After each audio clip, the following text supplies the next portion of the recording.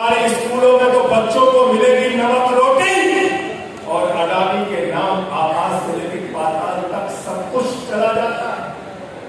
तो इस बार जब कहे जिस हिंदू का खून न खोले तो कहते ना हमारा बहुत खून खोल रहा है, सारा पैसा लेके आओ।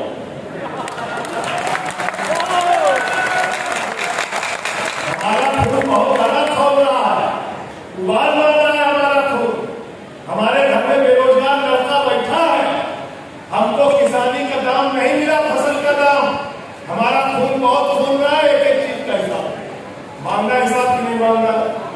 ये कार्यकर्ता समागम इसीलिए है कि उत्तर प्रदेश के गांव गांव में जाना है और इन बेईमानों से एक एक चीज का हिसाब आपको मांगना है।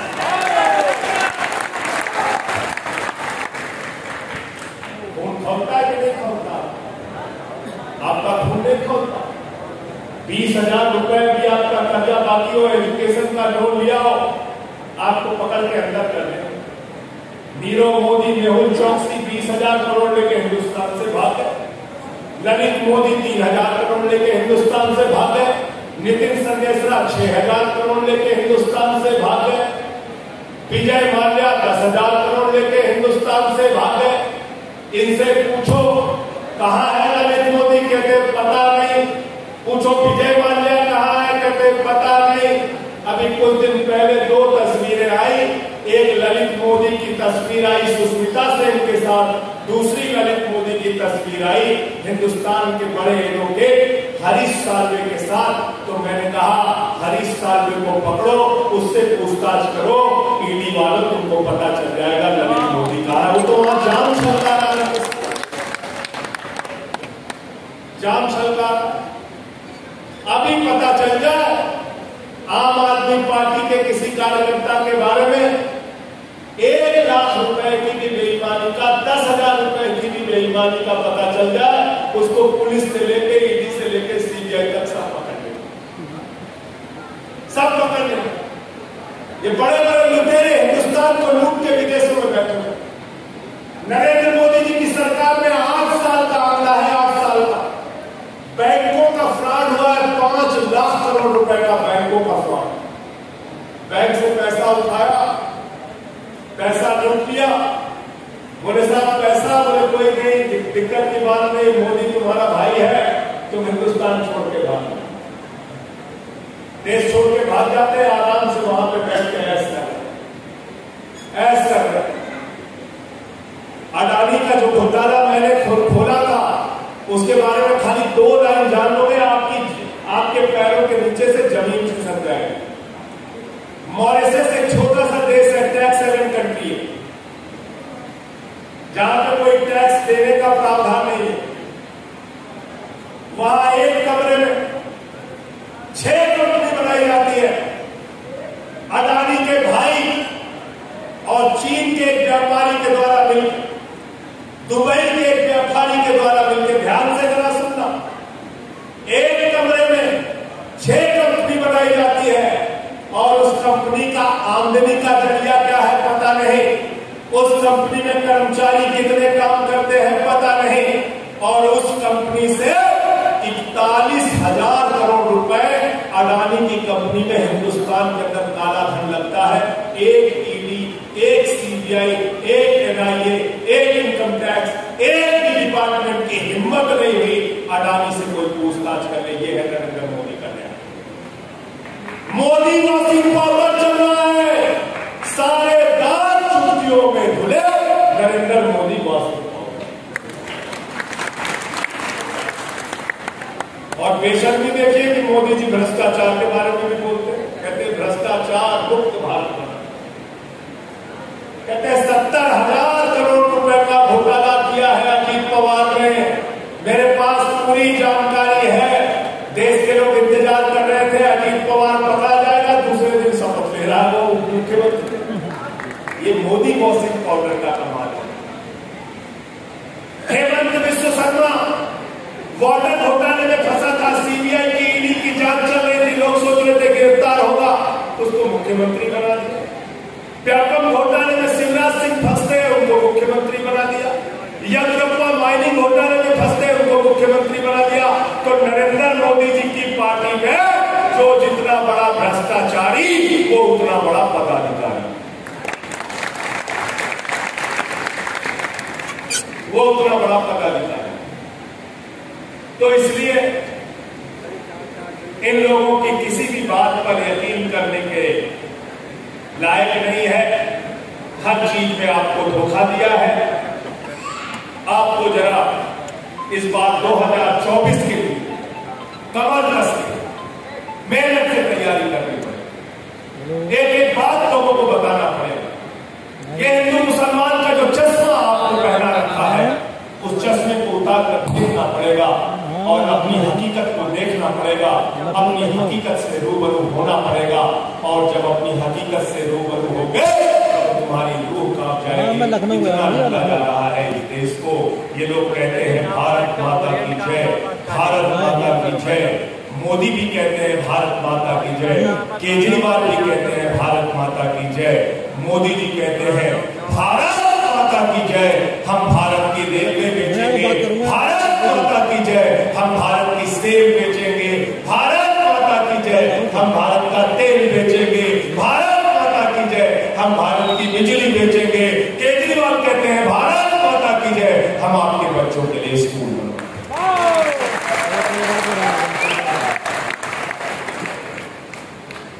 तो एक फर्जी राष्ट्रवादी है और एक असली राष्ट्रवादी। यहां जो लोग बैठे ये असली राष्ट्रवादियों की जमात है।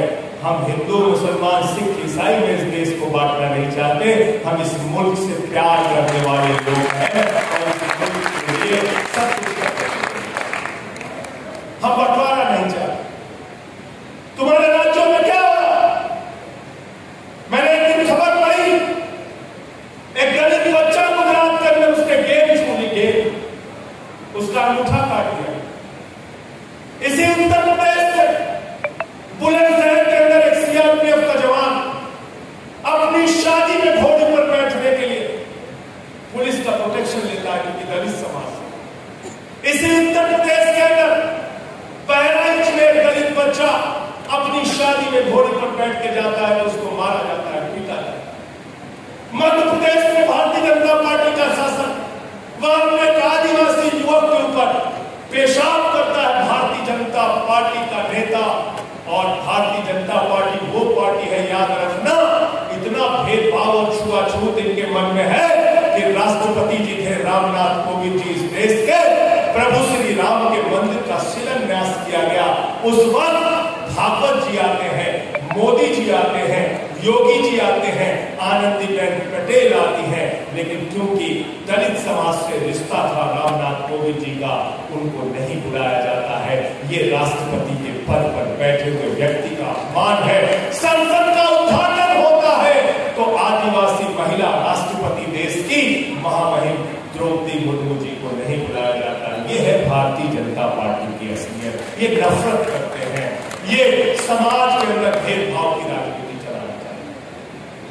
तो ये मत समझना कि सिर्फ हिंदू मुसलमान का झगड़ा था, ये मत समझना जो इनके खिलाफ बोलेगा उसके बीच में झगड़ा करा देगा। बीजेपी वालों का क्या कहना है, क्या कहना है इनका? हिंदू को मुसलमान से लड़ाओ, खाली हो जाओ तो हिंदू को सिख से लड़ाओ, खाली हो जाओ तो हिंदू को ईसाई से लड़ाओ, खाली हो जाओ तो हिंदू को हिंदू से लड़ाओ, जाट को गैर जाट से लड़ाओ, मराठा को गैर मराठा से लड़ाओ, किसान को पुलिस के जवान से लड़ाओ, पहलवान को पुलिस के जवान से लड़ाओ। पूरे देश में भाजपाइयों के पास कोई काम नहीं है, सिर्फ झगड़ा कराना है। अपने घर में बुला लो, वहां झगड़ा करो।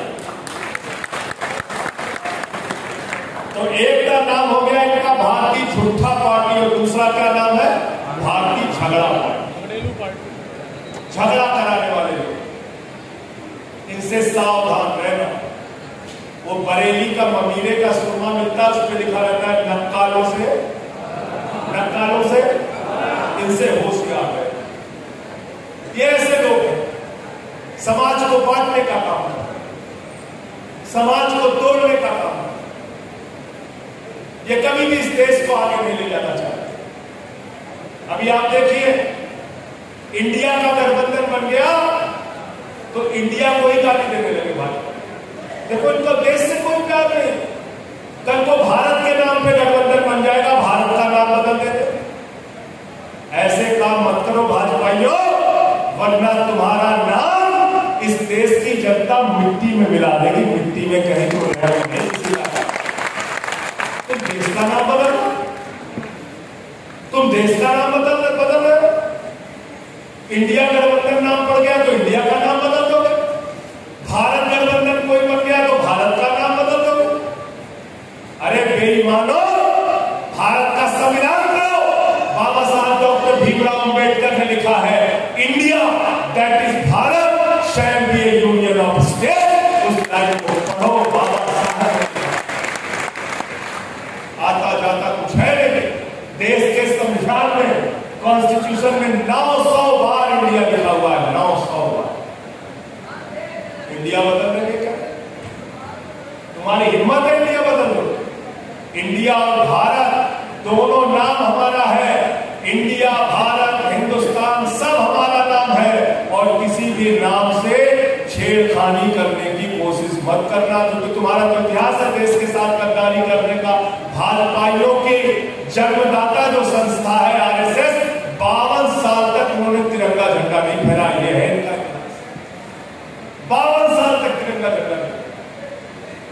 इसलिए इनसे कोई देशभक्ति नहीं सीखनी। आप इस देश के लिए आम आदमी पार्टी के जो फौज है, अरविंद केजरीवाल की अगुवाई में जो सेना तैयार हुई है, हम पूरे देश से नफरत की राजनीति को मिटाकर काम की राजनीति को लाना चाहते हैं। काम की राजनीति को, जिससे हमारा, आपका, आपके बच्चों का और इस मुल्क का मुस्तकबिल बदल जाए, इस मुल्क की तकदीर। और केजरीवाल जी का काम क्या है? केजरीवाल जी का काम क्या है?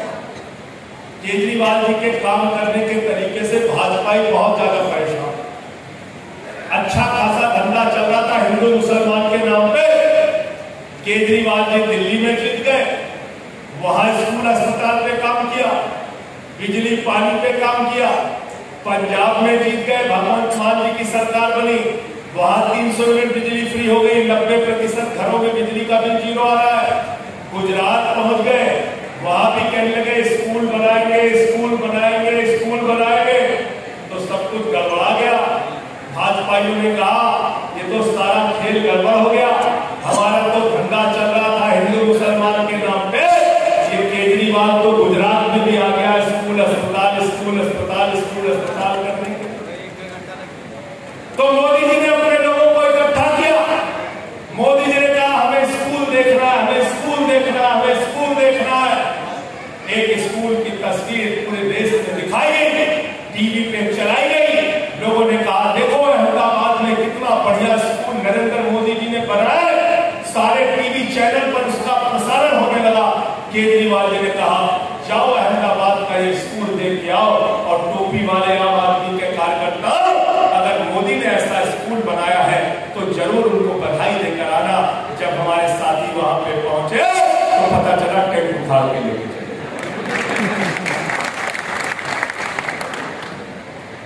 टेंट उखाड़ के लेके चले। 27 साल के अंदर नरेंद्र मोदी जी एक स्कूल नहीं बना पाए गुजरात में जिसको पूरे देश को दिखा सके, और केजरीवाल जी ने 8 साल के अंदर ऐसा स्कूल दिल्ली में बनाया कि जब अमेरिका के राष्ट्रपति ट्रंप की पत्नी हिंदुस्तान आई तो उसने कहा हमें अरविंद केजरीवाल और मनीष सिसोदिया का स्कूल देखना है। हमारे मोहल्ला क्लिनिक के मॉडल की चर्चा हो रही है, हमारे स्कूलों के मॉडल की चर्चा हो रही है।